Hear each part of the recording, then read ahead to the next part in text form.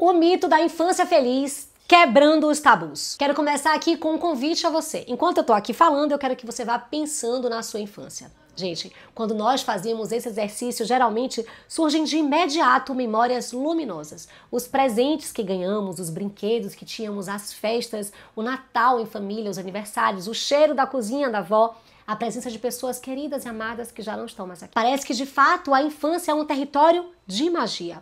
Mas será mesmo que foi só isso? Se formos mais honestos conosco, se permitirmos que a memória vá além da superfície, veremos que a infância também foi atravessada por dores, por medos, por mágoas, por inseguranças, traumas, por experiências de abandono e de rejeição, que de algum modo, você sabe disso, ainda nos acompanham quando adultos. E é aqui que eu vou falar sobre o grande tabu. O mito da infância feliz.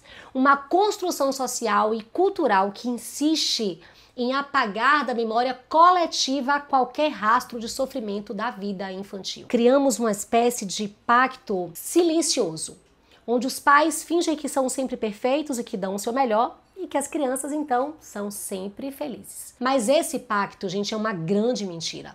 Como eu escrevo no meu livro Forjado na Alma, o mito da infância feliz é uma mentira social que nos prende em correntes invisíveis, impedindo que vejamos as dores reais que atravessam a vida das crianças. Esse mito é sustentado por uma cegueira voluntária, porque parece, gente, que é mais fácil acreditar que somos felizes e que sempre fomos, do que admitir que sofremos e que continuamos sofrendo e muito.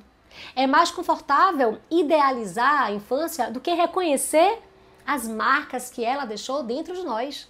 É como se houvesse também um medo coletivo de encarar que até mesmo as crianças carregam dores profundas. Porque isso, gente, claro, denunciaria a falha dos adultos. É como se dissessem, se as crianças sofrem, então nós, pais e mães, não somos tão bons quanto gostaríamos de acreditar que somos. E diante desse incômodo, nós preferimos preservar esse mito a encarar a verdade. Mas a consequência desse pacto é devastadora. Então preste bem atenção. Perpetuamos uma herança de silêncio e ausências. Escondemos as lágrimas atrás de sorrisos forçados ao obrigarmos nossos filhos a fazerem o mesmo que também nós vivemos no passado. Como também digo no livro, conservar as sujeiras debaixo do tapete, escondidas, adormecidas, alimenta e fortalece os pais nas suas lutas internas por serem melhores do que os seus antecessores foram com eles. Mas esse esforço só perpetua mentiras e multiplica os traumas. Ao negar o sofrimento, nós não o extinguimos, apenas o transmitimos em silêncio às próximas gerações. A infância não é apenas feita de contos de fadas, você sabe, ela é também feita de silêncios, de olhares duros, de portas fechadas, de angústias, de solidões profundas. E quando o adulto insiste em lembrar apenas da fantasia, ele cria um abismo ainda maior dentro de si. É nesse ato entre a infância real e a infância idealizada que nascem as nossas neuroses, nossas ansiedades, a nossa dificuldade de amar, de se relacionar um com o outro, de viver. Como também digo lá no Forjado na Alma, nós somos eternas crianças feridas que acabamos ferindo outras crianças também. O mais grave é que esse mito da infância feliz se tornou uma regra social, um dever. As crianças não apenas precisam ser felizes, mas elas precisam também demonstrar essa tal felicidade o tempo inteiro. Sorrir sem vontade. Agradecer mesmo sem se sentir grata. Se mostrar animada, sem ânimo nenhum. Como se ela estivesse o tempo todo representando uma peça de um roteiro que foi escrito por adultos. Mas ninguém consegue sustentar uma felicidade obrigatória. Essa imposição é uma violência disfarçada de cuidado. É roubar da criança a autenticidade que ela tem. É negar-lhe o direito de ser inteira. E ser inteira é também ser infeliz às vezes, gente. Com lágrimas, raivas, medos, com dores. E aqui entra outro ponto crucial. O tabu, o silêncio e a dor. A sociedade nos ensinou a calar. Crianças aprendem desde cedo que tem dores que não podem ser ditas, emoções que não podem ser mostradas e segredos que devem ser guardados às 7 chaves. Esse silêncio, longe de proteger, adoece. Ele não elimina o sofrimento, ele apenas o intensifica, transformando a dor em marca inconsciente que retorna mais tarde, seja em sintomas psíquicos, seja em comportamentos destrutivos. O que foi silenciado na infância se torna o barulho da alma adulta. Não tem para onde correr. A psicanálise confirma isso.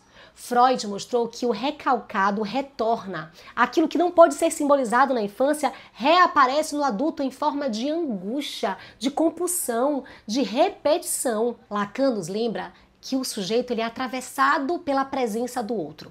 Então, quando uma criança ela é forçada a sustentar uma imagem de felicidade constante, ela cresce alienada, aprisionada a um ideal que não lhe pertence, ela não se identifica. O Winnicott, por sua vez, nos ensina que um ambiente suficientemente bom é aquele onde a criança pode viver a sua verdade inteira, sem precisar de fingimentos. Não é perfeição que salva, mas a presença autêntica, capaz de acolher tanto a alegria quanto a dor. Viktor Frankl, ele acrescenta uma dimensão essencial: o sentido. Para ele, negar o sofrimento é negar a possibilidade de encontrar significado na vida. Ao impor o mito da infância feliz, nós privamos as nossas crianças da chance de elaborar as suas dores e também de transformá-las em aprendizado. E mais tarde, roubamos também do adulto a capacidade de ressignificar as suas próprias feridas, as suas próprias angústias. Frankl nos lembra que o homem encontra sentido até mesmo na dor. Mas para isso é preciso que ele a reconheça. É preciso enxergar que muitas vezes o comportamento dos pais, vocês precisam olhar para isso, é justamente uma tentativa de apagar o lado ruim, de guardar o lado bom, como se fosse possível reescrever a história. Mas o mal não desaparece só porque ele foi encoberto, gente. Ele continua ali no subterrâneo até explodir de algum modo. O silêncio não cura, ele apenas empurra a dor para o inconsciente, de onde ele voltará ainda mais forte. A tradição hindu, ela nos oferece uma imagem que ilumina tudo isso. É lindo. Conta-se que Krishna, ainda criança, foi flagrado pela mãe comendo terra. Furiosa, ela exigiu dele que ele abrisse a boca. Krishna obedeceu. Mas ao olhar dentro da boca do menino, ela não viu terra. Ela viu o universo inteiro. Estrelas, rios, montanhas, céus. Essa história nos lembra, gente, que dentro de uma criança não existe apenas brincadeira e pureza. Existe o cosmos inteiro, com alegrias e dores, grandezas e abismos. Reduzir a infância ao mito da felicidade é negar sua imensidão.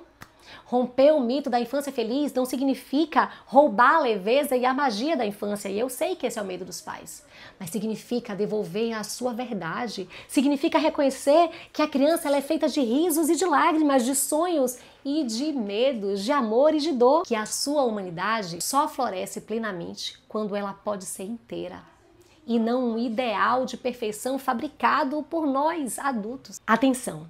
Se quisermos filhos mais livres, precisamos ter coragem de olhar para as sombras. Precisamos validar suas dores, legitimar suas lágrimas, acolher os seus silêncios. Só assim quebramos os tabus. Só assim rompemos a corrente de mentiras e damos espaço para uma infância verdadeira. Não a infância feliz do mito, gente, mas a infância real, cheia de significados que prepara nossos filhos para uma vida adulta, mais autêntica, mais conectada e, com certeza, mais humana.